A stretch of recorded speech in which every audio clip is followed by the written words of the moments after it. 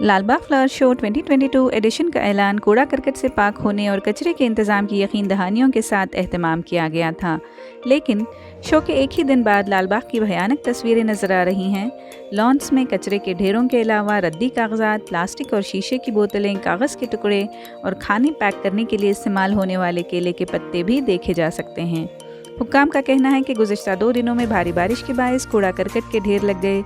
شو کے پہلے 7 دنوں کے دوران اس بات کو یقینی بنایا گیا تھا کہ ہر آنے والے کے بیگ کی جانچ پڑتال کی جائے تاکہ کھانے پینے کی اشیاء پلاسٹک کے کور یا بوتلوں میں نہ لے جائیں۔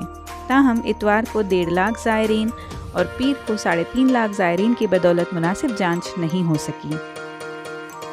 ڈیکن ہیرلڈ کی رپورٹ کے مطابق لال باغ بوٹینیکل گارڈن کے محکمہ باغبانی کے joint director doctor M Jagdish نے کہا کہ چند دکاندار جنہوں نے احاطے میں اسٹال لگائے تھے وہ بھی بڑی مقدار میں کچرا چھوڑ گئے تھے۔ زائرین کا کہنا ہے کہ شو دیکھنے والوں کی تعداد بے شمار ہونے کے باوجود حکام کو اس کا اندازہ ہونا چاہیے تھا کہ یہ شو کتنا مقبول ہے اور اسی کے مطابق منصوبہ بندی کرنی چاہیے تھی۔ تقریباً 130 کارکنوں کے گھنٹوں صفائی کے بعد کم از کم 2 ٹرک کچرے کو صاف کیا گیا۔ N S Ramakant solid waste management round table کے ایک رکن نے کہا کہ عوام میں رویے میں تبدیلی کوڑے کے مسئلے کو حل کر سکتی ہے۔ ہم نے انتظامات بہترین کرنے کی پوری کوشش کی، مارشلز اور رضاکاروں کا تقرر کیا، دکانداروں سے وعدہ لیا اور صفائی کو یقینی بنانے کے لیے ہر ممکن طریقہ آزمایا۔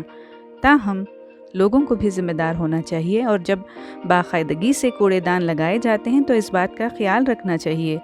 مسٹر رماکانت نے مزید کہا کہ نیٹ ورک اور تکنیکی خرابیوں کی وجہ سے مارشلز کو جرمانہ نافذ کرنے میں بھی دقت پیش آئی۔